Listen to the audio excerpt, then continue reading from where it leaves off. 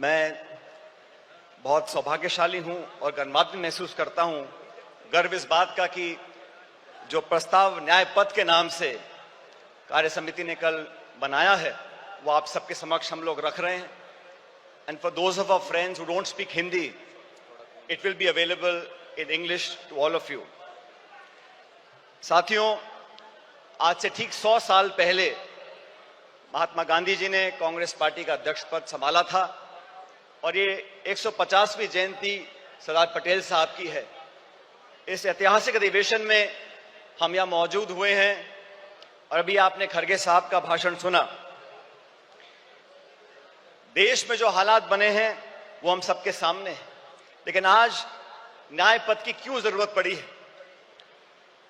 देश में जो सरकार काम कर रही है, पिछले 10 सालों में महंगाई, बेरोजगारी, आर्थिक असमानता, ध्रुवीकरण और क्रूरता की सारी हदें पार कर चुकी है और भारतीय राष्ट्रीय कांग्रेस अब नफरत, नकारात्मकता और निराशा के इस वातावरण को बदलकर न्याय और संघर्ष के रास्ते पर चलने के लिए प्रतिबद्ध है। कांग्रेस की रगों में कुर्बानी और राष्ट्रवाद भरा हुआ है, लेकिन कांग्रेस के लिए राष्ट्रवाद क्या है?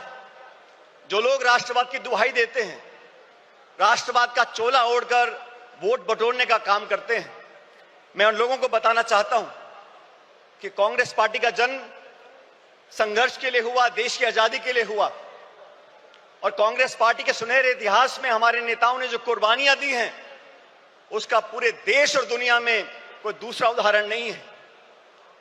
कांग्रेस पार्टी के नेताओं ने देश को अखंड रखने के लिए, चाहे इंदिरा गांधी जी हो, चाहे राजीव गांधी जी हो, चाहे सरदार बेअंत सिंह हो, उन्होंने अपने प्राण न्यौछावर किए, छातियों पे गोलियां खाई इस देश की अखंडता और समृद्धता को एक रखने के लिए। ये कांग्रेस का राष्ट्रवाद है। कांग्रेस का राष्ट्रवाद भारत को जोड़ने का है, भाजपा का राष्ट्रवाद समाज को तोड़ने का है। कांग्रेस का राष्ट्रवाद भारत की अनेकता को एकता में मिलाने का है और भाजपा का राष्ट्रवाद अनेकता को खत्म करने का है। सत्ता को हथियाने के लिए और बरकरार रखने के लिए धर्म, जाति, क्षेत्रवाद, भाषा, पहनावा और खान पान पर लोगों को बांटने के लिए जो राष्ट्रवाद की दुहाई देते हैं, उनको आईना दिखाने का अब समय आ चुका है। वो लोग जो कांग्रेस मुक्त बनाने की बात करते हैं, मैं याद दिलाना चाहता हूं आपको, राजीव गांधी जी प्रधानमंत्री बने थे तो कांग्रेस के पास 400 से ज्यादा सांसद थे। हमने कभी नहीं सुना राजीव जी को बोलते हुए कि विपक्ष मुक्त देश बनाना चाहते हैं या भाजपा मुक्त देश बनाना चाहते हैं। लेकिन घमंड की ये परिकाष्ठा हो गई है कि कांग्रेस मुक्त बनाना चाहते हैं। मैं उन सब विरोधी ताकतों को बताना चाहता हूं कि कांग्रेस की जड़ें देश में तो बहुत मजबूत हैं ही, लेकिन गुजरात में भी बहुत मजबूत हैं और 400 पार का नारा देने वालों को पिछले लोकसभा चुनाव में जनता ने आईना दिखा दिया और बैसाखियों पर लाके खड़ा कर दिया सरकार चलाने के लिए। प्रजातंत्र की पहरी है और संविधान की रक्षक है कांग्रेस पार्टी। 1950 में जब संविधान लागू हुआ था, उससे पहले बाबा साहब अम्बेडकर ने खुद 25 नवंबर 1939 को संविधान सभा में कहा था कि कांग्रेस के बिना संविधान बनाना असंभव था। पिछले 75 सालों में कई सरकारें देश में आई, कांग्रेस की और गैर कांग्रेस की, लेकिन हर सरकार ने मूलतः संवैधानिक संस्थाओं को पोषित करने का काम किया, संवैधानिक संस्थाओं को संरक्षण देने का काम किया। लेकिन दुर्भाग्य से पिछले 10 साल से जो सरकार दिल्ली में बैठी है, उन्होंने जानबूझकर नीतिगत तरीके से सभी संवैधानिक संस्थाओं को जानबूझकर खोखला करने का काम किया है, उनकी पारदर्शिता को समाप्त करने का काम किया है। और ये आज की बात नहीं है। फरवरी 2000 में भाजपा की सरकार ने संविधान की समीक्षा के लिए एक आयोग बनाया और साजिशपूर्ण तरीके से खिलवाड़ करने की कोशिश करी, लेकिन राष्ट्रव्यापी विरोध किया कांग्रेस ने, पूरे देश के लोगों ने उनको अपने हाथ पीछे खींचने पड़े। और 2024 के लोकसभा चुनाव से पहले भाजपा नेताओं ने खूब कहा 400 पार करा दो और भाजपा के सांसदीय उम्मीदवारों ने कई बार नारा देकर अपनी दुर्भावनाओं को प्रकट किया कि कैसे वे संविधान के खिलवाड़ करना चाहते हैं। साथियों, भाषण देना अलग बात है, लेकिन सरकार के कामकाज को आप देखिए। 6 वर्ष पहले भाजपा सरकार ने सदन में कहा था कि जम्मू कश्मीर को पूर्ण दर्जा देंगे। सुप्रीम कोर्ट की कॉन्स्टिट्यूशनल बेंच ने आदेशित किया कि आप जम्मू कश्मीर को पूरा दर्जा दो राज्य का, आज तक नहीं दिया। मणिपुर में क्या घट रहा हम देख रहे हैं, गृह युद्ध के हालात बने हुए हैं, बलात्कार हो रहा है, लूटपाट हो रही है, महामारी बची है, लेकिन ना तो प्रधानमंत्री जी को वहां जाने का समय है, ना उनकी इच्छा है। वो लोग जो संविधान की बात करते हैं और अपनी कार्यप्रणाली से संवैधानिक संस्थाओं का दुरुपयोग कर कर अपने राजनीतिक प्रतिद्वंदियों को आरोपी बनाने का काम करते हैं, उनका पर्दाफाश करने का समय आ गया है।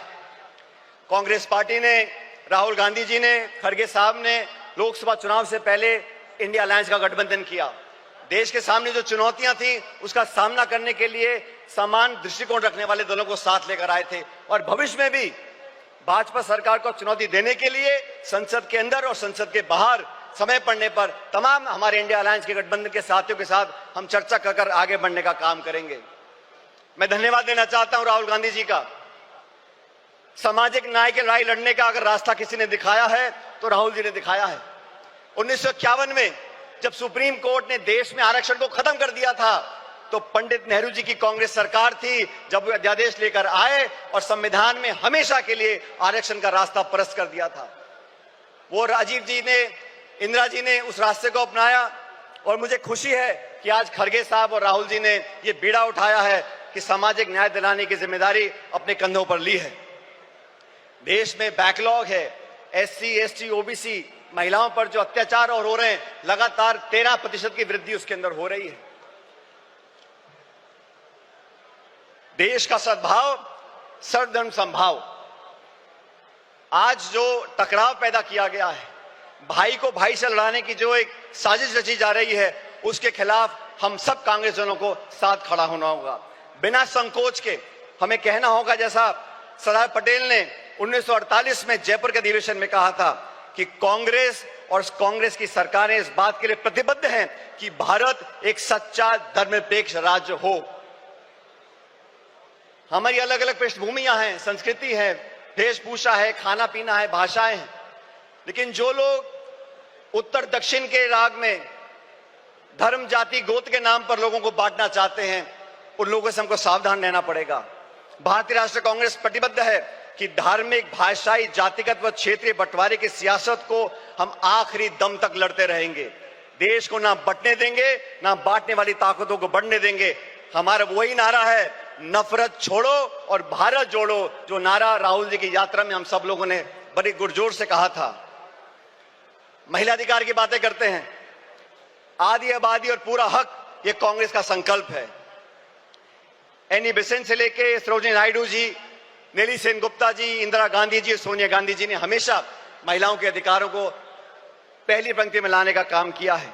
पिछले एक दशक में महिला अत्याचार, शोषण, प्रताड़ना, अपराध इतने बढ़ गए हैं कि भारत मां की आत्मा पूर्णतः छलनी हो गई है। केंद्र की भाजपा सरकार के आदेश पर महिला पहलवान बेटियों को दिल्ली की सड़कों पर जो घसीटा गया, या मणिपुर में मां बहनों को सार्वजनिक तौर से निर्वस्त्र कर घुमाया गया, हाथरस से लेकर उन्नाव तक भारत मां के सीने पर ऐसे हजारों घाव हैं। आए दिन देश की बेटियों के बारे में भाजपा के मुख्यमंत्री, केंद्रीय मंत्री और उनसे संबंधित संस्थाएं जिस प्रकार उनके पहनावे, आचरण, चरित्र, बाहर जाने के समय उनकी स्वतंत्रता, खान पीन व निर्णय लेने की क्षमता को लेकर लगातार आपत्ति उठाते रहते हैं, उसका हमको विरोध करना पड़ेगा। ये वो सरकार है जो किसानों का विरोध करती है। मुझे फक्र है कि हम उस पार्टी के कार्यकर्ता हैं जिसने संकल्प लिया है कि हम लोग किसानों का MSP पर एक कानूनी अधिकार जनता को देंगे और 50% से ऊपर समर्थन मूल्य किसान को मिलेगा। श्वेत क्रांति, हरित क्रांति, मिनिमम सपोर्ट प्राइस, ये सब कांग्रेस की सोच का परिणाम रहा।